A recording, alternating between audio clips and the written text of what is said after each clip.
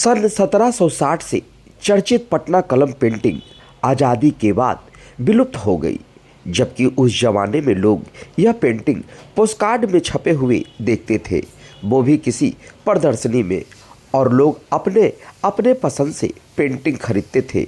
लेकिन आधुनिक युग में इसकी विशेषता खत्म हो गई, जबकि बिहार सरकार मधुबनी पेंटिंग, टिकुली आर्ट, जो बिहार की पेंटिंग है, उन्हें बढ़ने का अवसर दे रही है।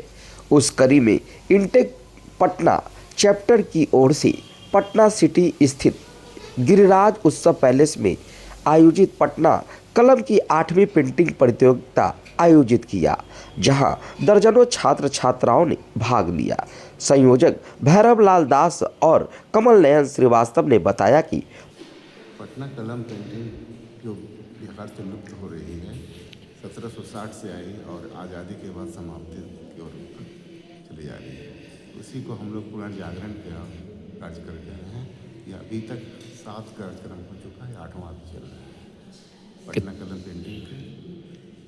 सरकार के तरफ से किस तरह का सरकार मतलब की तरफ से अभी कुछ नहीं है, नहीं कोई सहयोग नहीं है। कला के क्षेत्र में सरकार लगातार कार्य करने का प्रयास कर रही है। कभी आप लोग सरकार से मिले या नहीं, हम तो अभी तक नहीं मिले हैं सरकार से। लोगों के बीच में ये संदेश है कि इसको और आगे बढ़ाना चाहिए, अच्छी चीज़ है। जैसे सारी चीज़ बिहार की संस्कृति डेवलप करिए, ये भी डेवलप होना चाहिए। सरकार तो मधुबनी पेंटिंग को बहुत उसी तवज्जो तरह इसको भी आगे आना चाहिए धीरे धीरे। इसके लिए सब प्रयास कर ही रहे हैं और सभी के सहयोग से है। इंटेक जो है एक संस्था है, वो राष्ट्रीय स्तर पर काम करती है विरासत को बचाने के लिए, और उसी श्रृंखला में हम लोग पटना कलम चित्रकला को बचाने के लिए और पीढ़ी दर पीढ़ी इसको संप्रेषित करने के लिए कार्यशाला का आयोजन करते हैं। 7 कार्यशालाएँ इस पर हो चुकी हैं पटना के विभिन्न क्षेत्रों में। ये 8वां है प्रयास। इसमें भावी पीढ़ी को यह संदेश दिया जाता है कि उनको प्रशिक्षित करके इस कला को आगे बढ़ाया जाए। पटना कलम की विरासत को बचाना हमारा मुख्य उद्देश्य है। कई चीज़ें होती हैं कि चलती रहती हैं, जैसे मधुबनी पेंटिंग और सब, पर पटना कलम की विरासत जो है अब वो लुप्त प्राय हो चुकी है। उसी को जीवंत करने का एक आज का जो वर्कशॉप है इंटेक की तरफ से एक माध्यम है। तो बहुत सारे बच्चे आए हैं, कल से उपस्थिति और बढ़ेगी।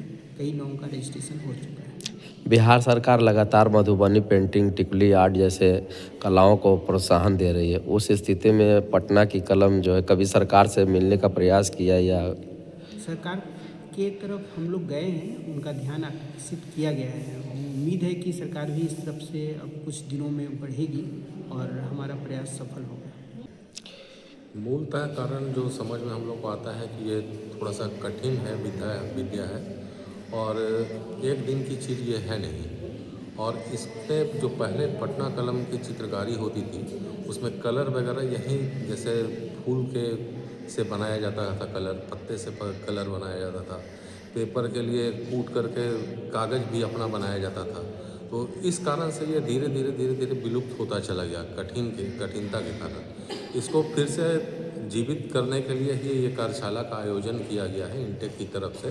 तो मैं भैरव लाल दास और अंजनी बाबू वगैरह को धन्यवाद देता हूँ कि पटना कलम की चित्रकारी को ये फिर से ऊपर ले जाने की कोशिश में लगे हुए हैं। और पूरा विश्वास है कि जिस तरीके से मधुबनी पेंटिंग अपने चरम पे है, उसी तरीके से पटना कलम भी चित्रकारी के ये